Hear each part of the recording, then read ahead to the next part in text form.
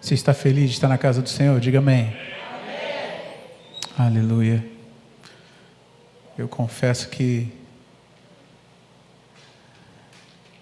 esse começo de janeiro está sendo incrível, hein?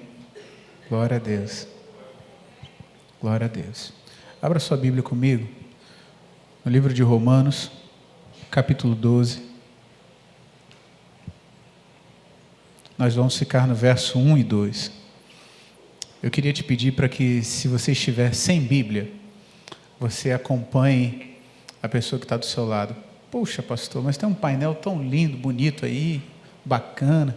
Pois é, mas a gente não conseguiu botar para funcionar ele aqui dessa vez. Então eu preciso que você abra aí a sua Bíblia para que a gente possa meditar na palavra do Senhor.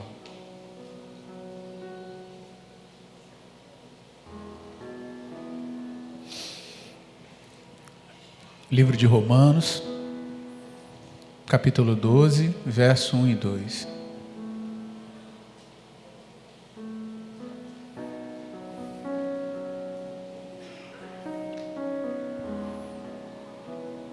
Se você achou, diz amém. Acho que nem todo mundo achou ainda não. Achou? Diz amém. É isso aí, da visão. Diz assim a palavra do Senhor: rogo-vos, pois, irmãos, pela compaixão de Deus, que apresenteis os vossos corpos como um sacrifício vivo, santo e agradável a Deus, que é o vosso culto racional. E não vos conformeis a este mundo, mas transformai-vos. Repita comigo: transformai-vos. Mais forte: transformai-vos. Pela renovação da vossa mente, para que experimenteis qual seja a boa, agradável e perfeita vontade de Deus. Curva sua cabeça, vamos orar mais uma vez. Pai Santo, muito obrigado pela Tua palavra. Na verdade, nós queremos Te agradecer por estarmos aqui. Como é bom estar aqui, porque este não é outro lugar senão a Tua casa. Nós não estamos ao redor de outras pessoas senão os Teus filhos, nossos irmãos. E é tão bom, Senhor, porque o Senhor nos deu uma promessa, e a promessa é que onde 2 ou 3 estiverem, ali o Senhor estaria. Nós cremos que o Senhor está aqui. Por favor, Senhor, nós te pedimos agora, apesar de mim e através de mim, por favor, fala conosco pela Tua palavra. Que a Tua palavra, ó Deus, penetre de maneira tão profunda, que quebre todas as fortalezas que existem no nosso coração, na nossa mente. Por favor, Senhor, faça isso conosco. Faça isso conosco. Nós te imploramos. Nós te imploramos. E quando essa reflexão acabar, essa mensagem acabar, quando esse culto, na verdade, terminar, Senhor, nós saiamos daqui por aquela porta com uma certeza inabalável de que tivemos um encontro transformador contigo nessa noite. Por favor, Espírito Santo, não nos deixe voltar para casa da mesma maneira que viemos aqui. Essa é a nossa oração. Em nome de Jesus. Amém. Sabe, eu sei com muita tranquilidade e certeza que você conhece esse texto, se não de cor. Se você não sabe recitar Romanos 12, 1 e 2 de cor, talvez você o conheça de maneira muito fácil, de maneira que, se alguém começa a ler, você já sabe que é Romanos 12. É um texto muito conhecido, muito falado. E essa semana a gente teve uma experiência tão boa com esse texto, que o Espírito Santo começou a falar comigo e eu pedi a Deus outra palavra, eu não consegui sair desse lugar. desse texto. E sabe, quantos nós tivemos aqui na sexta-feira, no culto da virada? Levanta a mão aí, quem teve. Uau! Glória a Deus. Vou falar pra... Não quero te deixar triste não, hein? Mas se você não veio, você perdeu, hein? Um negócio aqui foi poderoso. Foi uma bênção. Na sexta-feira nós recebemos uma palavra. Uma única palavra. Que palavra é essa, pastor? Deus derramou sobre o nosso pastor, o pastor Robson, uma palavra profética para esse ano. E essa palavra se chama transformação. Transformação. E eu fico pensando quantos de nós não precisamos de transformação. Quantos de nós não precisamos de transformação na nossa casa, na nossa família, no nosso emprego. Meu Deus, transformação. Como nós precisamos. O nosso Deus é especialista em transformação. E esse texto pulou e saltou no meu coração. E que tipo de transformação Deus vai fazer conosco? Qual é a transformação que Deus tem para nós? A pergunta é essa: qual é a transformação que Deus tem para nós? É sair de um lugar, do lugar de onde estamos, a exemplo da palavra que recebemos aqui na sexta-feira, sair da terra de Harã em direção a Canaã, o cumprimento do propósito de Deus para a minha vida e para a sua vida.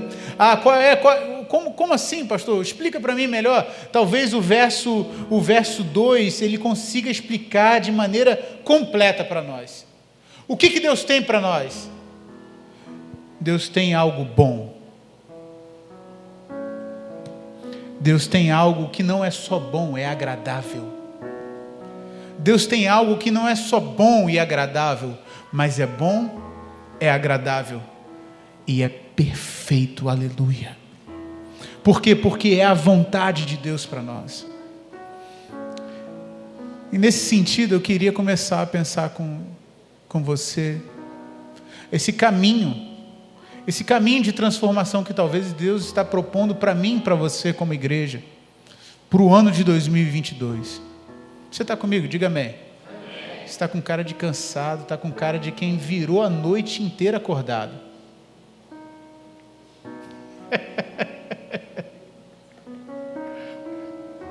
Está com cara... Gente, ninguém riu, que isso? Como é que foi? Vocês estão muito sérios, eu estou preocupado. Está tudo bem, irmão? Hã? Meu Deus do céu. Foi um final de semana cansativo, né? Mas eu queria pensar com você.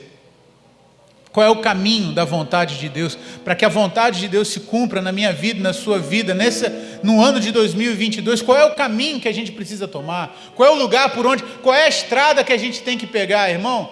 Pensa no negócio de estrada, a gente viajou agora, no final do ano, pensa numa estrada ruim que eu peguei, irmão. Não tinha buraco não, tinha cratera. Se eu parasse o carro e botasse o pé, vinha até o joelho, a fundura do buraco. Negócio absurdo. Qual é a estrada que a gente tem que pegar para que a nossa vida seja transformada e a gente chegue no lugar da vontade de Deus que é boa, agradável e perfeita? É sobre isso que eu quero conversar com você nessa noite. Você está comigo? Diz amém. Está comigo? Diz amém. Amém. Aleluia. Preste atenção, dá uma olhada aí na sua Bíblia. A primeira palavra, talvez na sua, pode ser que esteja exorto-vos, ou então esteja pelas misericórdias de Deus eu vos exorto. Aqui na minha versão está rogo-vos. Rogo-vos, pois, irmãos, pela compaixão de Deus, ou pelas misericórdias de Deus. Sabe? Paulo começa falando assim. Por quê? Porque do capítulo 1 do livro de Romanos até lá por volta do capítulo, até aqui, Romanos 11, Paulo é muito teórico. Se você ler o livro de Romanos, você vai ver que Paulo fala muito sobre a questão teológica, sobre a questão, a parte espiritual do entendimento daquilo que precisa, daquilo que Jesus fez, daquilo como a igreja deve agir, mas aqui, a partir do capítulo 12 até o 16, Paulo parte para a prática. Paulo parte para a vida prática. Por quê, pastor? Porque a nossa vida não pode ser dissociada. Como assim, pastor? Nós não somos... o corpo faz uma coisa, a alma sente outra coisa e o espírito faz outra. Não existe isso.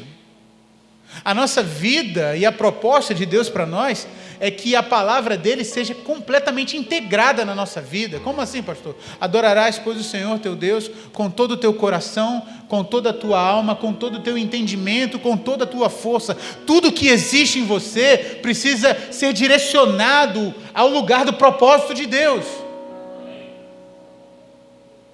Então, do 1 ao 11, o apóstolo Paulo vai falando sobre a teoria. Mas do 12 ao 16, parece que o apóstolo Paulo começa a falar sobre a prática. E aí, quando ele começa a falar, ele começa dizendo assim: rogo-vos, pois, irmãos, pela compaixão de Deus. Eu sei que você sabe, na verdade eu estou só te lembrando. Essa palavra, rogo-vos ou exorto-vos, aqui ela tem um sentido, sabe, de um apelo, mas não é um apelo qualquer. É como se fosse um apelo, os estudiosos vão dizer que é um apelo patético, é um apelo que é como se fosse uma coisa assim, boba de se ouvir, sabe? Um apelo patético, algo que é tão... Perdoa a palavra, tá bom, irmão? Mas, eu não quero te ofender, mas é como se fosse ridículo, sabe? É uma coisa ridícula de se falar. Paulo começa o texto dizendo assim: rogo-vos, pois, gente, pelo amor de Deus, eu não tinha mais que estar falando isso com vocês, mas eu tenho que falar. É como se ele estivesse falando assim: olha, gente, me ajuda, por favor, Você está aqui? Diz amém. Está entendendo? Sim ou não? Amém? Amém? Paulo começa assim. E ele fala assim: gente, me ajuda. Como que me ajuda? Ele fala assim: rogo-vos, irmãos, pela compaixão de Deus, que apresenteis os vossos corpos em sacrifício vivo, santo e agradável a Deus. Preste atenção, às vezes a gente quer fazer coisas para Deus, mas a gente não leva em consideração esse versículo aqui. Por meio da compaixão ou por meio da misericórdia você vai fazer alguma coisa. Dá uma olhada na Bíblia aí, vê se está escrito assim, ó: pela compaixão ou pelas misericórdias de Deus, que apresenteis. Pastor, como que a gente vai fazer alguma coisa por meio da misericórdia, ou por meio... Aqui, essa misericórdia tem o mesmo teor da palavra graça. Tem o mesmo sentido, ou para nós, consegue ser aplicada da mesma maneira que como se você estivesse falando graça. Rogo-vos pela graça de Deus. Então, a graça, preste atenção numa coisa, a graça, muitas e muitas vezes, ela é levada em consideração para ser usada ou utilizada só quando a gente erra ou falha. Só quando a gente precisa de algo, mas na verdade a graça, o apóstolo Paulo está dizendo aqui que a graça, ela é tão poderosa, que ela é capaz de nos fazer, ou capaz de nos levar a fazer coisas que a gente, pela nossa própria condição, não consegue. Deu para entender, sim ou não? É como se a graça potencializasse, não a nossa capacidade, mas nos levasse além da nossa capacidade. Ah, tem gente me entendendo aqui, louvado seja o nome de Jesus. É como se a graça, por meio da graça, a gente chegasse onde a gente nunca chegaria sem ela. Por meio da graça, a gente alcançasse aquilo que a gente nunca poderia alcançar sem ela. Como se por meio da graça a gente tocasse e fizesse coisas tão extraordinárias que sem ela seria impossível de ser feito.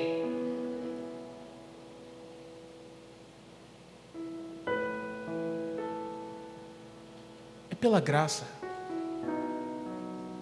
Deixa eu te dizer uma coisa.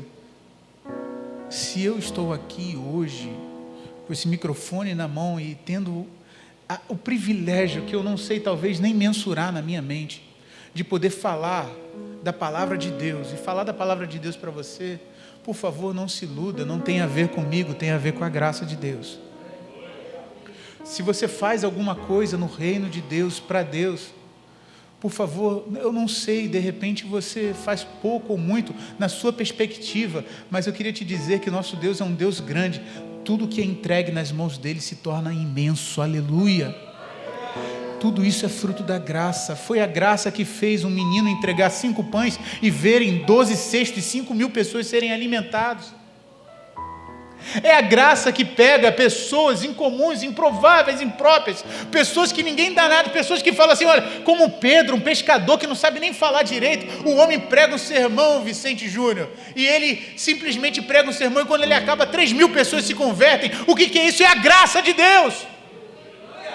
A graça de Deus, ela é capaz de fazer gente que não consegue nem desenvolver um pleno relacionamento, as pessoas conseguem se abrir. A Bíblia diz que o órfão, por meio da graça, por meio de Jesus, ele acha família, aleluia. Nós não podemos pensar que podemos fazer alguma coisa sem a graça. E aí eu lembro, é como se o apóstolo sussurrasse no meu ouvido assim, talvez sussurre no seu nessa noite também. Isto não vem de vós, é dom de Deus. Não vem de obras, para que ninguém se glorie. Isso não vem de vós, é dom de Deus. Paulo, olha, preste atenção, é como se Paulo, o que você está querendo dizer, pastor? É como se Paulo estivesse dizendo assim, eu não tinha nem mais que falar isso com vocês, mas, por favor, pare de querer fazer alguma coisa sem que seja por meio da graça.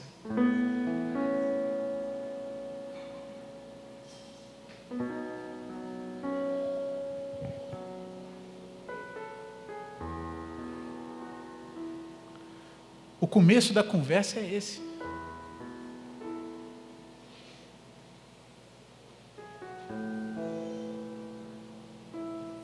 E ele continua dizendo assim, olha, a partir desse entendimento, olha, é por meio da graça, está entendido, ok? Por meio da graça, para que apresenteis os vossos corpos como um sacrifício vivo, santo e agradável a Deus, que é o vosso culto racional. Como assim, pastor? Apresentar os nossos corpos? É só rapidamente uma alusão. Antigamente, antes de Cristo, ou antes da cruz fazer sentido para o povo, os sacrifícios eram trazidos, animais eram colocados sobre uma pedra e eles eram degolados. E ali o sangue deles era oferecido. E o animal ele era aberto de fora a fora. E as suas costelas, releva, tá, irmão? De animal eu entendo muito pouco, tá bom? E o animal era completamente aberto. E ele era colocado no altar e ele precisava ser completamente consumido. Isso era sacrifício a Deus. O nome desse sacrifício se chama holocausto. Era um sacrifício que precisava ser completo. E antigamente, como se adorava, como se vivia para Deus, era dessa maneira. Você vinha e trazia um animal, vinha e trazia aquilo que você tinha. Se você não tinha um carneiro, se você não tinha um bode, se você não tinha uma pombinha, você tinha que trazer cereal. E tinha uma série de situações, porque o sacrifício era feito por meio de alguém. Mas depois que Jesus veio, preste atenção nisso, depois que Jesus veio, não foi pedido a nenhum de nós, desde aquela época até os dias de hoje, que se trouxesse mais algum animal para o altar, se trouxesse mais algum bichinho, ou se trouxesse mais alguma, não foi trazido isso. O que se pede nos dias de hoje é que você traga a sua vida. E eu louvo muito a Deus, porque só o Espírito Santo pode fazer isso. O que, pastor, que o Espírito Santo pode fazer? Ninguém combinou nada, mas quando eu cheguei, Raquel e o Júnior estavam aqui, ela passou, eu selecionei as músicas aqui. Quais são as músicas, Raquel? Rendido estou, ok. Liberta de mim, ok. Altar, pensei no altar para oferta. Lembra da música do altar? Deus me chamou para tudo abandonar. Me convidou para nele confiar. Minha vida é oferta em seu altar. O Espírito Santo já está soprando no nosso coração.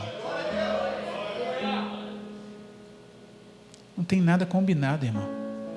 Agora, quem tem ouvidos, ouça o que o Espírito diz à igreja.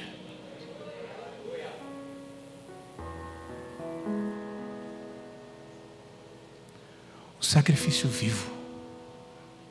Deus nos chama, não, eu não quero mais o animal, não quero mais, porque o Senhor não te agrada. Parece que Davi sabia disso, né? O Salmo 54, ele fala assim: Senhor, porque o Senhor não se agrada de sacrifícios ou holocaustos, senão eu te daria, mas de um quebrantado e contrito coração, ó Deus, o Senhor não rejeitará. Eu não vou oferecer mais um animal, eu não vou oferecer mais uma coisa externa, eu vou me entregar por completo.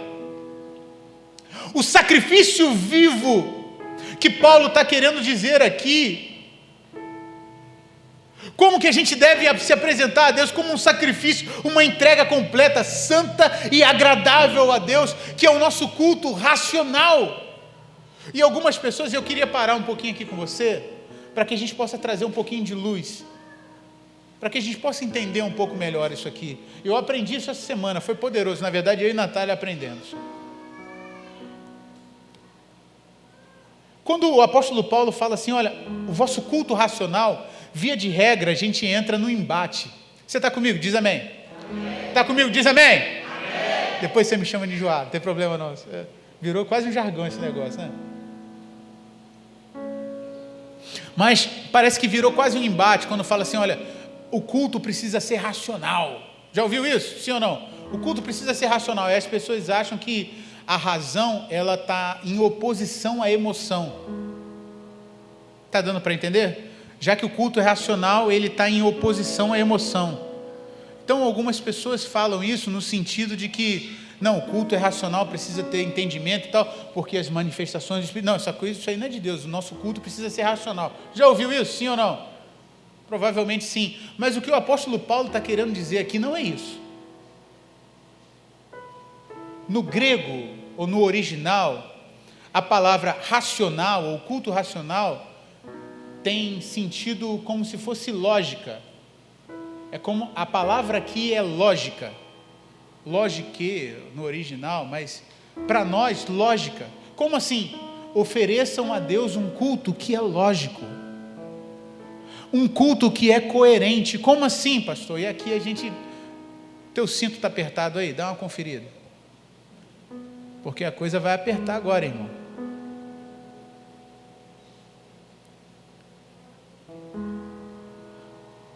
O que Paulo está querendo dizer aqui é para que a gente ofereça um culto coerente a Deus. Como assim, irmão?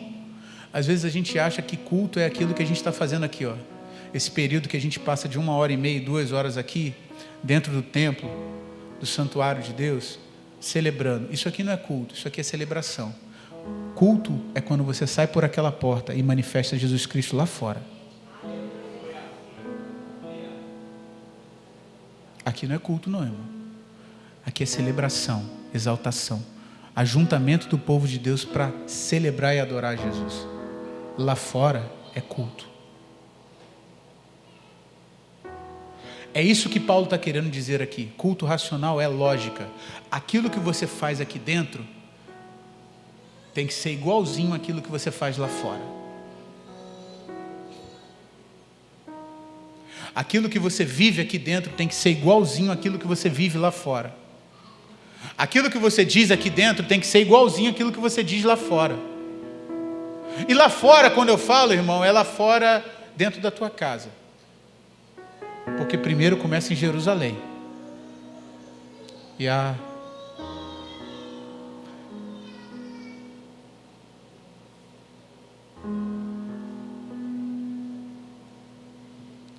primeiro começa em Jerusalém. Depois começa na Judéia. Depois em Samaria até os confins da terra.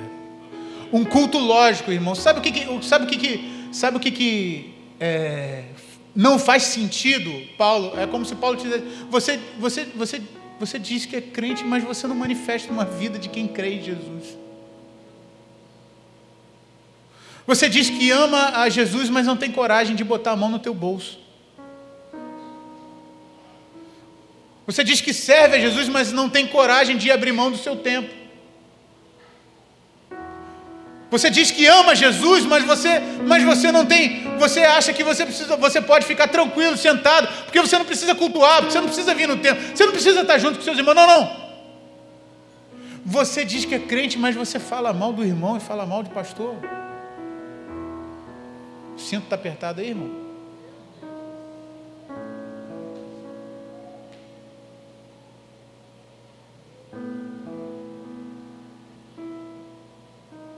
Culto lógico, culto racional. Isso é culto racional, irmão. Sabe por quê? Porque Deus não se impressiona com a roupa que você entra, senta no banco acolchoado. Não. Deus se impressiona a hora que a pressão está apertando lá, ó. Sabe onde é que você tem que manifestar a glória de Deus? Não é numa sala com ar-condicionado fechado, é quando te jogam dentro da fornalha, aquecida 7 vezes. Você está aqui, irmão? Diz amém. Está aqui mesmo, irmão? Diz amém. É difícil demais dar glória a Deus por isso, né? Eu sei, irmão. Eu não estou falando numa posição de quem está melhor do que você, não. Vai por mim. Nós estamos juntinhos, no mesmo barco. No mesmo barco. Paulo está querendo dizer assim, olha, preste atenção, eu não tinha mais que falar com você sobre isso, mas vai por meio da graça. E às vezes Paulo sabia exatamente o que ele estava dizendo, porque no capítulo 7 do mesmo livro, o livro de Romanos, Paulo diz assim, olha, o bem que eu quero, esse eu não consigo fazer, mas o mal que eu não quero, esse eu faço toda hora. Meu Deus do céu, quem vai me livrar do corpo dessa morte? Mas graças a Deus por Cristo Jesus. Essa palavra não é uma palavra de condenação, é uma palavra de conserto. Por quê, pastor? Porque se você tem vivido desse jeito até os dias de hoje, se tem coisas que você consegue detectar que estão em desacordo, eu não sei se é a sua família, eu não sei se é o seu relacionamento com seus pais, eu não sei se é o seu relacionamento com seus filhos, eu não sei se são as suas finanças, eu não sei se você tem sonegado, eu não sei se você tem adulterado, eu não sei se você tem traído, eu não sei se você tem sido grosso, eu não sei se você tem sido rude, eu não sei se você não tem manifestado, eu não sei disso, eu só sei que por meio da graça, nessa noite você pode deixar de ser o que você é, para se transformar naquilo que Deus tem para a sua vida. Porque é por meio da graça que essas coisas acontecem. O que não dá é para viver 2022 não cultuando racionalmente. Não dá para dizer para mim que você ama a Deus se você não ama o seu próximo. De onde você está tirando isso? 1 João diz isso. É mentiroso. O diz que ama a Deus, mas não ama o seu próximo. Como é que você ama quem você não vê se você não consegue amar quem você vê? Culto racional.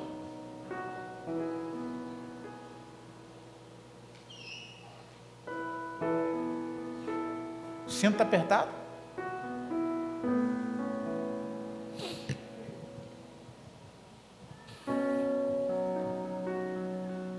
O que Deus quer de mim? Coerência. Aquilo que você diz que você é no altar deve manifestar quando você está lá fora. Novamente as palavras do apóstolo sopram dentro do nosso coração, diz assim: aquele que diz estar nele deve andar como ele andou. Aquele que diz estar nele deve andar como ele andou. Aquele que diz que está nele deve andar como ele andou. Aquele que diz que está nele deve andar. Você está em Deus? Você está em Deus? Sacrifício vivo. Irmão, eu não quero romantizar, não é fácil. A gente não deve romantizar essas coisas. Não é fácil. Não é fácil dar outra face. Não é fácil pedir perdão, não é fácil perdoar. Não é fácil se humilhar, não é fácil. Não é fácil fazer o que é certo quando todo mundo está fazendo errado. Não é fácil. Não é fácil pagar uma carga tributária absurda quando está todo mundo sonegando ao teu lado. Não é fácil. Não é fácil, irmão. Não é fácil honrar. Não é fácil honrar. Principalmente quando tudo que se recebe é desonra. Meu Deus, como não, não é fácil.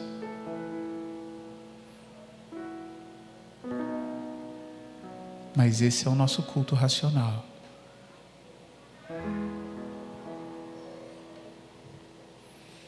É isso que Deus está esperando da gente em 2022.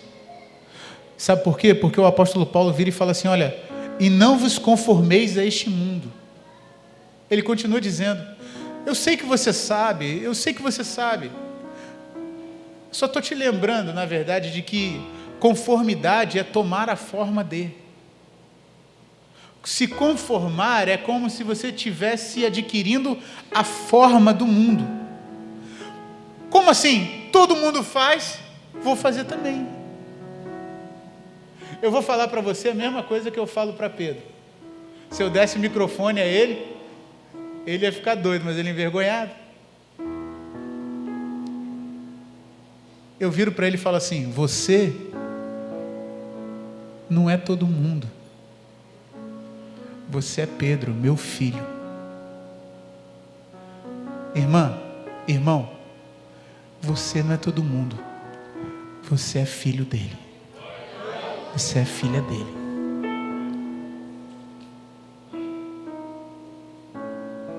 Você não é todo mundo. Para de tomar a forma desse mundo. Para de pensar como esse mundo pensa. Para de achar que você está tomando prejuízo quando todo mundo está dizendo que você está tomando prejuízo. Quem toma conta da tua vida é Deus. Como a gente tem aprendido.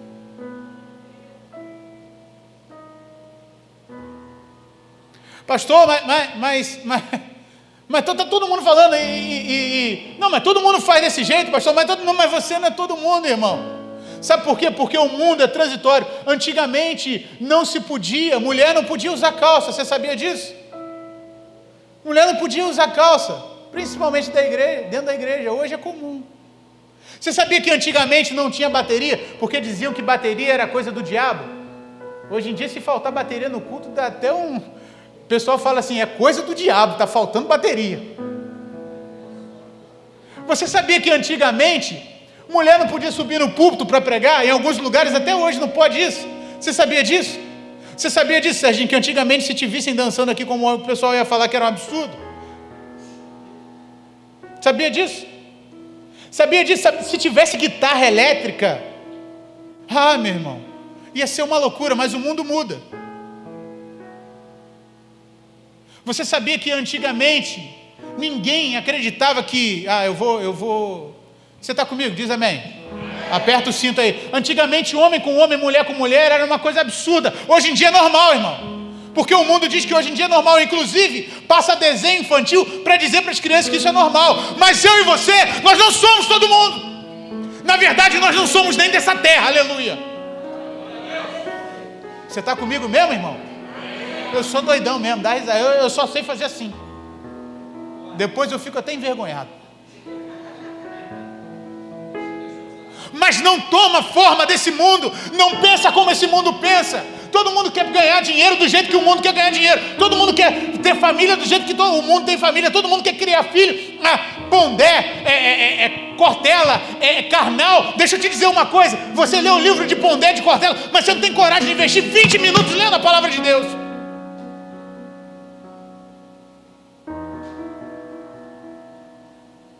Criar seus filhos como o mundo está dizendo. Cuidar das suas finanças como o mundo está dizendo. Você quer cuidar da sua casa, do seu casamento como o mundo está dizendo. Você quer cuidar dos seus negócios, das suas finanças como o mundo está dizendo. Você quer se relacionar com as pessoas da maneira que o mundo diz que você tem que se relacionar com as pessoas. Infelizmente isso está chegando dentro da igreja dizendo, deixa eu te dizer uma coisa, você nasceu para ser águia. Já ouviu isso? A águia tem que andar com águia. A águia não pode andar com galinha. Se a águia não andasse galinha, o rei da glória não descia para andar como alguém, como eu e você. Você está aqui? Diz amém. A águia tem que andar com águia. O rei da glória desceu e andou com o pecador.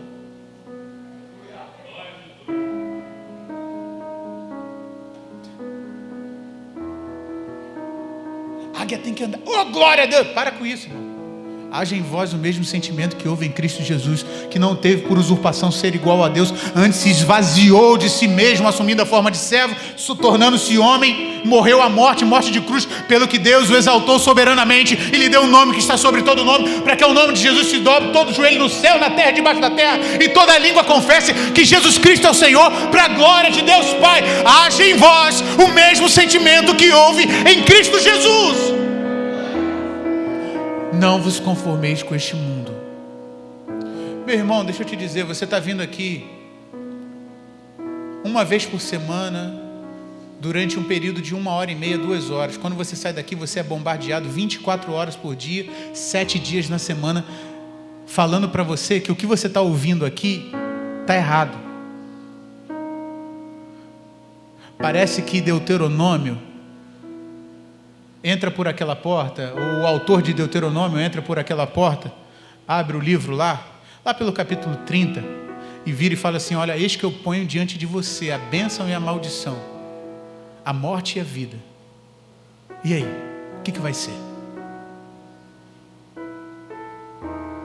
Vou te dar um conselho: escolhe a vida. Não se conforme com esse mundo. Está todo mundo fazendo assim, mas eu não sou assim. Eu lembro das vezes de José, né? Diante de Potifar. Vem. Não. Eu sou hebreu. Eu não sou do Egito. Eu sou hebreu. Não vos conformeis com este mundo, mas transformai-vos. E aqui a gente começa a encerrar a nossa reflexão nessa noite. Eu queria que você falasse assim: transformai-vos. Mas não fala para a pessoa que está do seu lado, não. Agora você vai falar bem alto. Fala: transformai-vos. Deixa eu te perguntar, para quem que você está falando isso? Vou fazer que nem Adonias, né? Pastor Adonias, foi o pastor que eu tive na segunda igreja. Ele fazia muito assim, ó. Abria os dentes todinho, fazia assim. A palavra de Deus hoje é para você, irmão. Transforme-se. Transforme-se. Transformai-vos. Transformação. Por onde vai começar a nossa transformação? O apóstolo Paulo fala. Ele diz assim: transformai-vos pela renovação da vossa mente. Eu sei que você já sabe. Tenho certeza. Se eu pudesse te dar um microfone aqui, você falava. Aliás, quem sabe pode falar. O que significa essa renovação da mente aqui? É um termo. Qual é o nome desse termo? Hã? Fala mais alto, vai lá. Metanoia.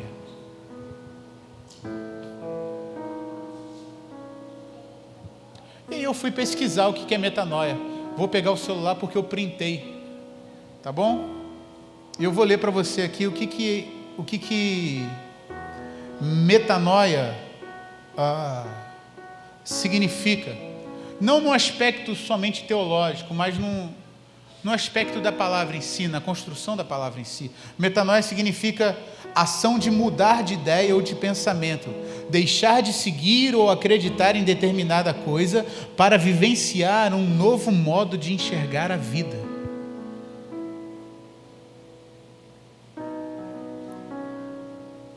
A primeira coisa que precisa mudar na sua vida é isso aqui, ó. Teve uma vez que a gente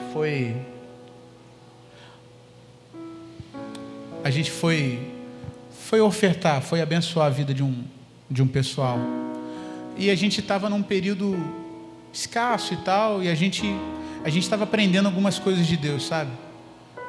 Eu e Natália lá na nossa casa. E a gente tinha bem escasso o que a gente tinha recebido. A gente entendeu que tem coisas que Deus nos dá para o nosso sustento, mas tem coisas que Deus dá para nós que nem são para nós, é só para passar por nós. Coisas que eu e o Senhor tem dado à nossa casa. E aí, a gente entendeu uma dessas coisas, a gente recebeu uma oferta de alimento. E aí, a gente, na hora que recebeu, a gente falou assim: a gente precisa dar para fulano de tal. E aí fulano de tal, a gente chegou na casa de fulano de tal, e fulano de tal ficou meio sem graça, meio meio assim, desconfortável, sabe? E a esposa dele também, e quando a gente chegou lá e botou, ele virou e falou assim: mas vocês estão precisando também, isso não é hora de você dar. Aí eu virei e falei para ele assim: olha, Deus não me chamou para ser represa. Represa é aquilo que recebe e retém, mas rio é aquilo que passa por ele. Se eu reter, para de vir. Agora, se eu deixar passar, vai passar água fresca toda hora por mim.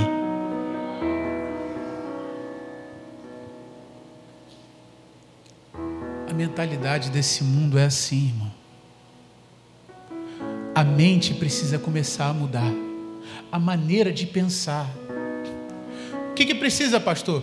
Precisa mudar a tua maneira como você trata o dinheiro, maneira de pensar como você trata o dinheiro. Precisa mudar a maneira como você trata casamento, a maneira como você cria filho, a maneira como você administra os seus negócios, a maneira como você cuida do seu carro, dos seus bens, a maneira como você trata a igreja de Jesus, a maneira como você se porta, a maneira como você age, e a coisa mais difícil, a maneira como você reage. Pensa num negócio difícil. É aprender a reagir como Jesus reagia.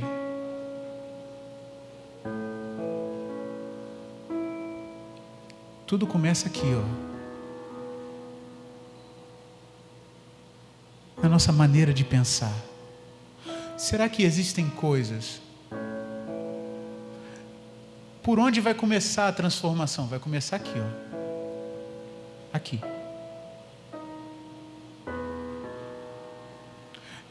Eu li de uma vez, não foi um homem cristão, mas ele falou assim: olha, não espere resultados diferentes se as suas práticas são as mesmas. Não espere um 2022 diferente se você não estiver disposto a mudar de atitude. Vai ser a mesma coisa ou talvez pior. Mas se você tiver coragem, por meio da graça, se lançar nas mãos de Deus como um sacrifício,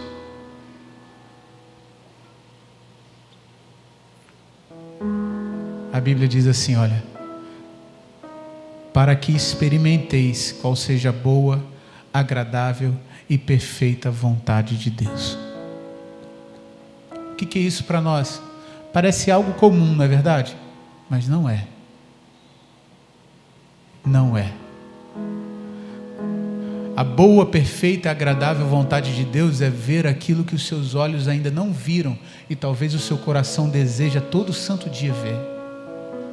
A boa, perfeita e agradável vontade de Deus é talvez ter aquilo que você deseja há tanto tempo, mas até o dia de hoje não chegou. A boa, perfeita e agradável vontade de Deus é você entrar num lugar, chegar em lugares, chegar a situações que você jamais pensou que poderia acontecer, mas por meio da graça você experimenta. Presta atenção, você não ouve. O texto está dizendo que não é que você ouve, não é que você experimenta.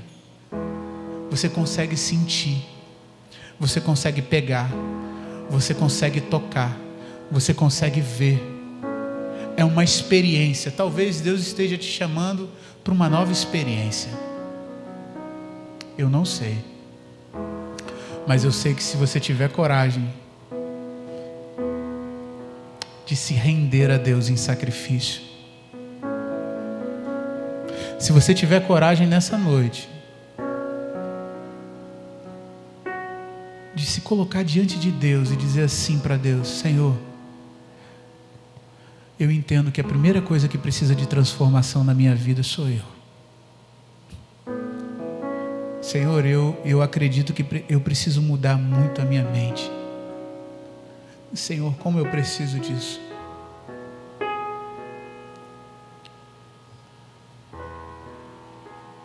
Sabe, eu acredito que uma vez eu ouvi de um pastor, na verdade foi o meu pastor, pastor Heber, durante 20 anos eu ouvi isso dele. Ele falava que um passo que a gente dá em direção a Deus, Deus corresponde com 10 em direção a nós. Como o filho pródigo. como o filho pródigo que ameaça voltar e tem um discurso prontinho para falar para Deus. Ele, antes de se levantar, ele fala assim: olha, eu vou voltar para a casa do meu pai e eu vou dizer para ele: pai, pequei contra o céu e contra ti, eu já não sou digno de ser chamado como teu filho.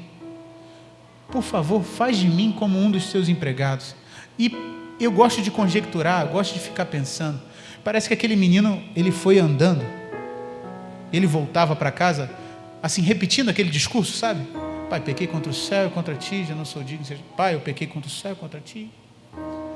E diz o texto que, aleluia, o pai estava sentado já na porta antes do menino chegar.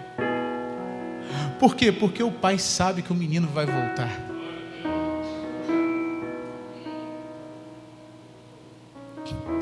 Você nunca vai pegar Deus de surpresa. Se você tiver coragem de dar um passo em direção a Ele, Ele já vai estar te esperando. Diz o texto que o menino estava andando. O pai não ficou só parado. Já foi uma surpresa para o menino encontrar o pai na porta, mas o pai correu. Deus pode te surpreender. Por quê? Porque gente idosa naquela época não corria, mas o pai correu. Foi uma surpresa, sabe, Ju? Deus pode te surpreender. E quando ele ameaçou a botar para fora o discurso que ele tinha: pai, pequei contra o céu, contra ti, já não sou digno de ser chamado teu filho. Parece que o pai agarrou ele e deu um abraço e falou assim: olha, bota um anel novo no dedo dele, bota uma sandália nos pés, troca de roupa, bota esse menino, mata um boi, vamos fazer um churrasco aqui, porque o meu filho estava morto e agora está vivo, ele voltou para casa. E o discurso não interessa. A única coisa que interessa é você decidir ser transformado.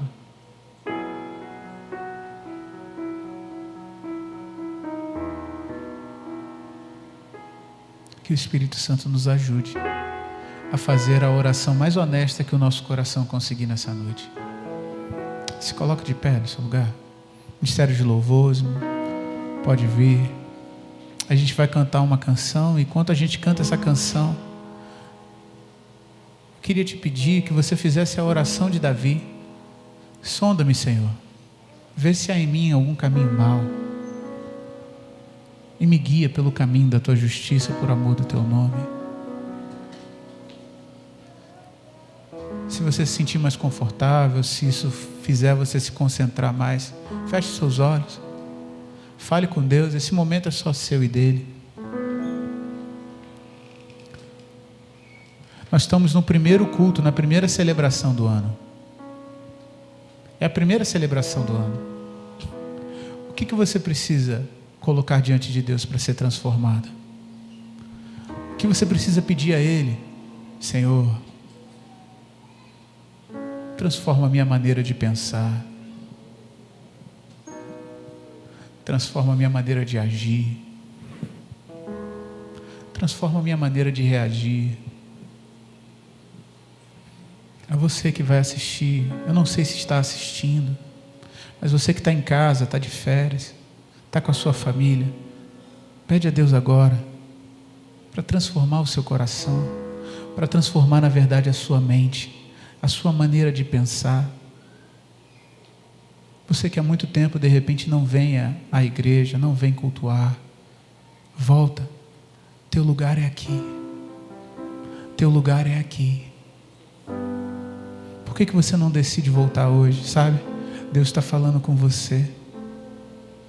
A Bíblia diz: se hoje ouvirdes a voz do Senhor, não endureça o seu coração. Não endurece o seu coração. Irmão, não é frase de efeito não, mas eu sinto o Espírito Santo aqui. Eu sei que o Espírito Santo está aqui. Por que você não se rasga agora para Deus? Por que você não fala com Deus de maneira honesta, de maneira sincera, da maneira que você se sentir? Sabe, não existem palavras certas ou erradas. Fala para Ele. Se você tiver fé do tamanho de um grão de mostarda, tanta coisa pode acontecer. Tanta coisa pode acontecer. Ore mesmo, levante a sua voz. Ore. Quebranta o meu coração.